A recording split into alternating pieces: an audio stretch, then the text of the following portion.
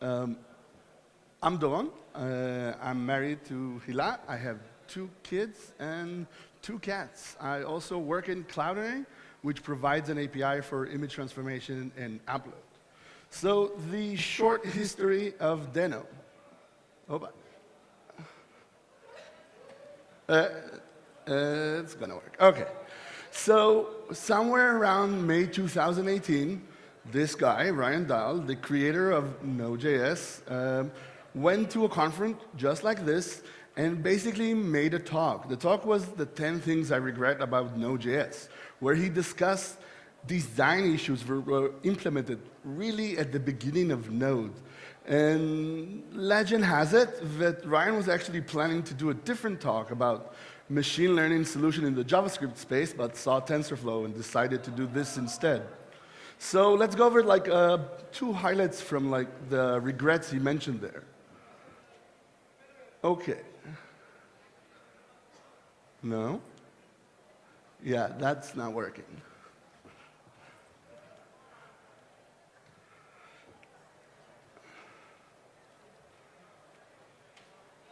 Sorry about that.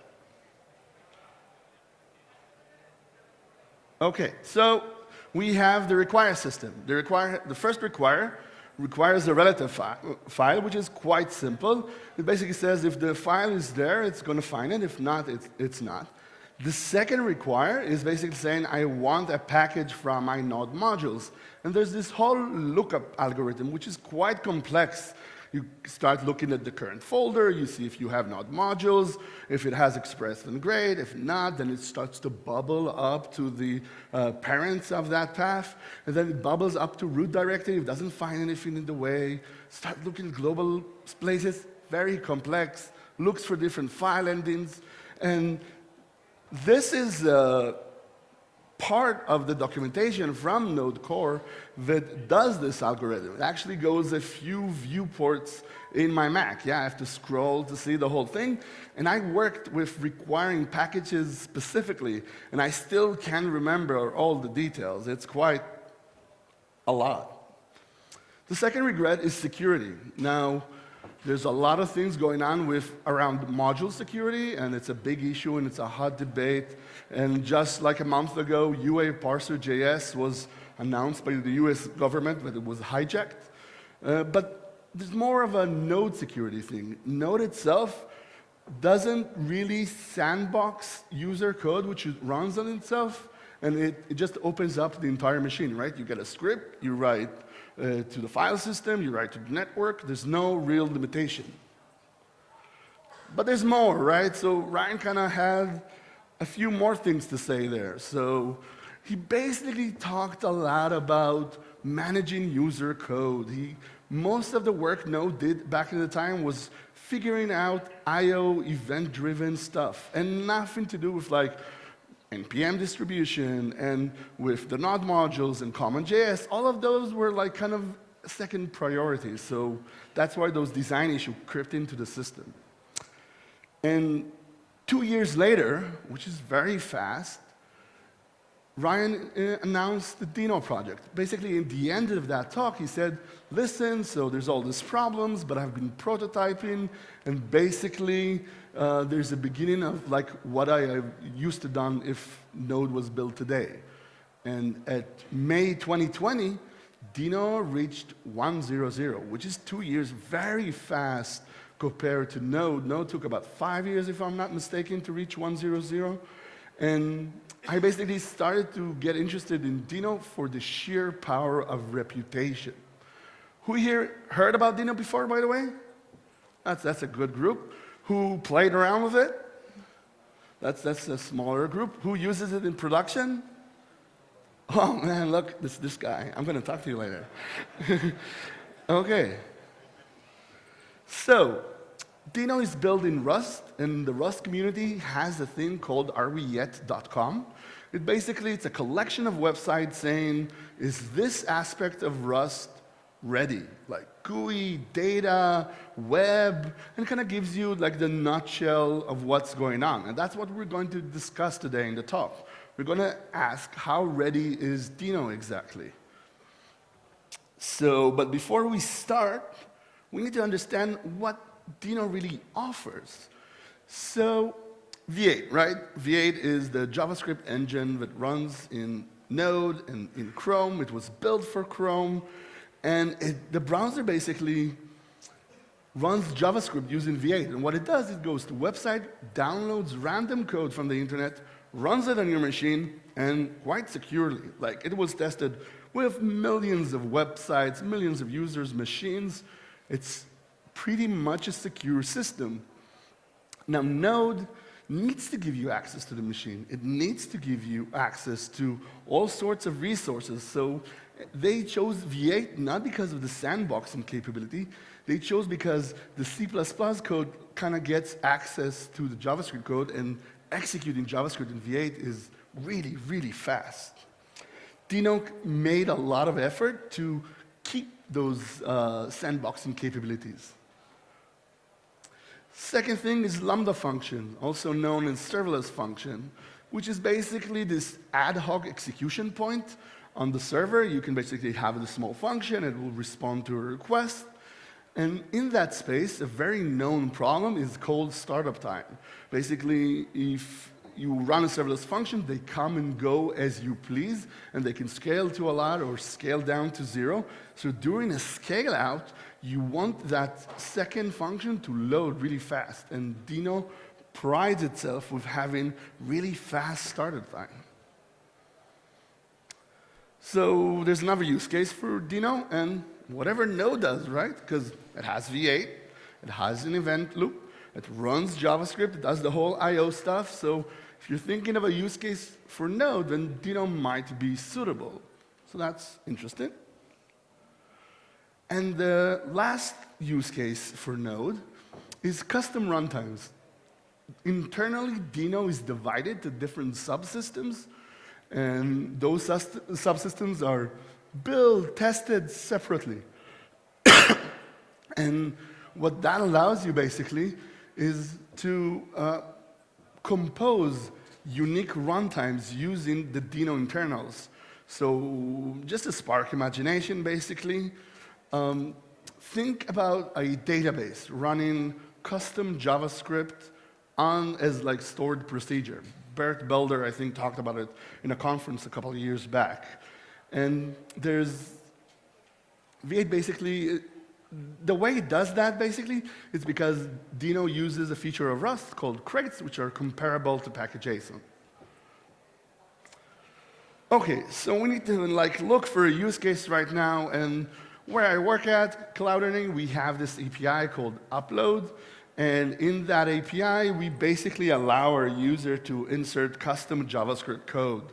And we don't use Node for that, unfortunately. Because of the security issue, we embed V8 directly.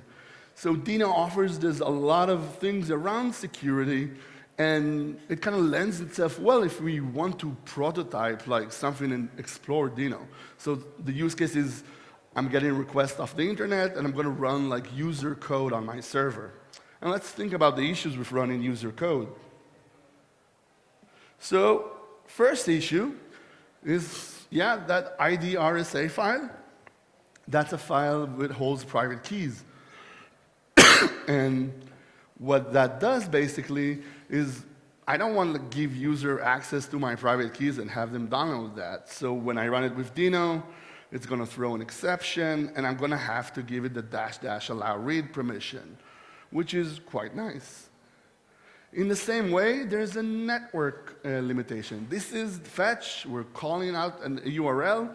Maybe the user is running some Bitcoin miner, is trying to get the latest checkpoint of what's the blockchain. We don't want to give it access to the network. So again, we need to give it -- allow net. Now, if we'll just pause for a second here, this is fetch. This is the exact same fetch we use in the browser. And that's a quality of Dino. Whenever possible, Dino tries to mimic the APIs inside the browser, which is really nice, because then you have kind of like this uniform API. And also the request response objects that serve HTTP use the exact one in fetch. Environment variables, the same deal. --allow, and we don't want to give anything from the end to the user code. And there's a lot more permission, and you can get more specific. You can say, only read from that folder, only read from that URL, and stuff like that. So, but how, right? Because I'm telling you, there's all this exception. Why can Dino pull it off? And maybe Node has a little bit of problem with that. So this is, Dino has this internal system called the ops layer. And it offers all the native API that the Rust layer supports. So this is symlink sync, right? It gets an old file and a new file and creates a symlink between them. Anybody has any ideas how that should work? It's fine. Okay, so this is a copy from the Dino core on how that function works, which doesn't seem all that complex. There's basically, there's an API being called with the name of the function, and all the variables passed to the original function are passed to the Rust layer. The ops layer is something you can think of like a system call, or better yet, remote procedure call. You basically say, hey, Dino, run this function for me. That's the input, and serialization is going to happen between the JavaScript and the Rust thing. So if we look at like this rundown architecture of Dino and look in that layer, we have the Rust code, and internally we have V8, which is C++, and our code lives in the JavaScript file. So when we call a function, we basically have only two ways to do that.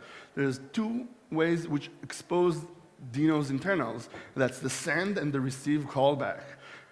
In Node, this is different. There's a lot more errors going on because Node binds C++ objects directly into JavaScript, and that causes many security issues.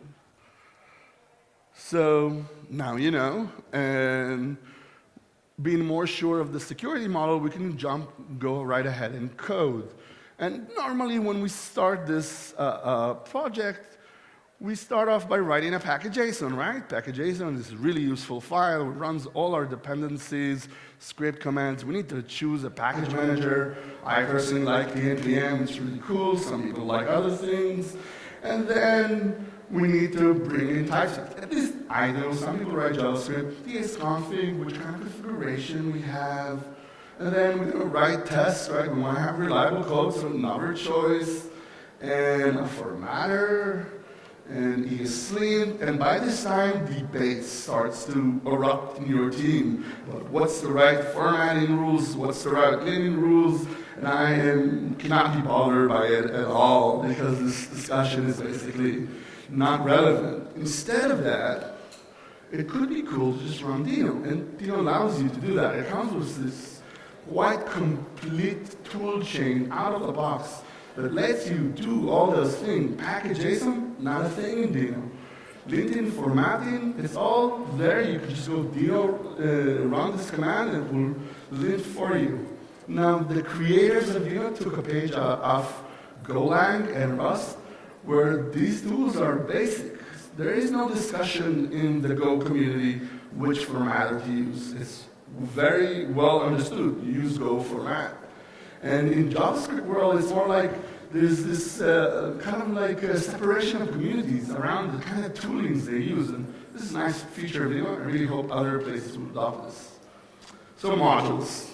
And now we're building a system, we're getting scripts, we'll probably want to store them in Mongo or something. So we need a Mongo driver, and we probably need some other stuff like a web server. And NPM has this huge amount of libraries, right? Everything under the sun was already written in NPM and can be used. Dino is a younger system. It has less libraries. And if you want to write a project in it, you better find out if those libraries exist in Dino and if they're well, in a good state in order to use in your app.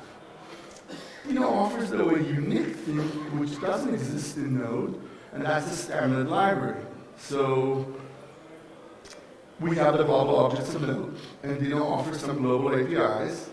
But on top of that, Dino says, let's offer this basic pack of libraries, and just let user use that, and library writers can also converge to that whenever they need something which is basic from the platform. Just one problem. Dino is 1.0.0 and stable. but the API isn't. I don't know if you can see that back there, but it's 0114. And that means the API may vary and change before it hits 100. It also means that those libraries didn't go through like this scrutiny of security. So, use it your own caution. When I was prototyping for this lecture, I tried to use as little as possible from that area because I was trying to think in like production readiness senses. ESM. So Gil was here last year, screaming, it's here, ESM, it's here, and I can't scream and I can't repeat all what he said, but ESM is here and it's extra nice in Dino. So these are the dependencies I actually use, and they're described in a deps.ts file, which holds all the dependencies, assert, and there's a Mongo driver, and I also use resolve because I didn't want to implement it. And when you run Dino, it will go out to the internet, and just like the browser with a script tag, will download those scripts, cache them in your system for use. You can also create a log file to make sure it's the exact same file and no security issues are going on. This is really nice, right? It's basically saying, I don't need external tools, the system brings it to me, I can cache, I can vendor, I can do all sorts of things. Promises. So while writing on the API, you kind of have this, everything is a promise, right? You get an await, the promise back, you can use that. Node has a split in its API. There is a callback API, and there's a promise API. And the worst thing with some code bases were written in different errors, so you have this split in the code. It's much nicer, and it's a mature system, so it has to have those kind of things. Resources. So this is a test. I wrote it just for an example, and it has a bug in it. I don't know if you can spot it. I create a process, and I never close it. And when I'm done with the test, Dino is going to shout at me saying, listen, you have a leaky resource. And I didn't know that feature, and I encountered it while developing the prototype. This is actually the test for me checking connectivity with the database, and I didn't close it. So you can see before there's like STD in, STD out, STD error, and then you have all of that and a child process. And I need to close that process, or else I have a leaky test. That's really nice. It found bugs as I was writing. And the reason this can happen is because Dino is basically reusing that single message bus for security, saying, oh, I have one place where stuff can go through. I can track all resources. So in Node, this is a bit more difficult. So workers. Sorry. We're going to have to use workers in a system like this. This is one thing that's important to know about workers. The exact same workers you get in the browser. Thing is, it's not ready yet. Yeah, it's behind the dash unstable flag. So a guy can change, it's not really totally baked, which is nice. They tell you we're more confident about this area, less confident about that area. And the reason why we would have to use a workers in this kind of service is because on one hand we have an API which gives you requests, right? Here's this module, please run it for me. And on the other hand, you need to run this module with downgraded permission. So those can't live together. They need to be separated by context, and the V8 context is basically around worker abstraction. But, by the way, this artwork is from the community, so there's dinoland/artwork. You can go check it out. But there are sad stuff, when the core kind of throws an error in you. It's hard to know what to do with it. It's the inside of Node rarely throws an error on you, but if it does, there was a lot of work done in order to kind of make those errors more explainable. Also, my Mongo driver kind of had issues. The Discord community was really helpful in going through all this stuff, but it's a younger system, so it can be a little bit more bumpy. Benchmarks. Listen, there's a lot of benchmarks online, and most of them are kind of weird. They just go and say, let's return a hello world, let's JSON stringify this. They're kind of simple, so I wouldn't trust them so much. I would basically take the prototype I'm writing and try to benchmark it, it's much closer to what you're trying to do in production, and it's much more interesting for you to know if you can handle this kind of traffic. So online benchmark, not so much. Benchmarking on your prototype, that'll be a better approach, in my opinion. The community kind of like has this Doron Docker, so we need to think also CI/CD when you write a service. Nothing new here, which is good news, just regular work. Monitor. So already know Doron.resource, and Doron.resource gives you, it's what the test uses in order to track the leaky resource I have. There's another API which also uses that message bus between JavaScript and Rust, and that's Doron metrics. And that kind of basically, that tracks generic ops running on your system. How many in-flight ops you have, if you're waiting for any promises, which wasn't, wait for it to be finished. And it gives like this general information which is useful for monitoring. But there's this little snag. async hooks aren't supported. So Node has async hooks, and that gives you much more fine level of details, right? So if I want to know if there's a specific query that takes a long time, I'm going to need async hook and for APM providers to basically track that. So that still doesn't exist. Okay, so throughout this talk, basically what we did is we started learning like how Doron was formed, and we kind of looked at the use case of Doron, and we prototyped around it, and then we went to look at CI/CD and monitoring. Now, what I suggest for you guys to do is basically run this process when you're trying to think about running a microservice in production. That will be the best way to know if Doron is right for you. And if you have some time, it's a couple of days to prototype, then that's a good thing for you. So are we Doron yet? That's a hard question to answer. One side, Doron has all this new offering, it's very modern, it has some things that I wish Node had around like browser APIs and this internal architecture which makes a lot of sense. On the other hand, I was having discussions with engineers and architects from cloud area trying to say, listen, I'm doing this talk and I want to bring Doron into production. And that use case for whatever Node does kind of brings a problem into the Doron world because we already have nodes. There's a node stack in our system. Replacing that requires a really good reason to do so. And there's a few kinks from running it in production yet, so my opinion is, almost it's going in the right direction, but there's still some time to go, more mature model system, production stuff like that. Thank you.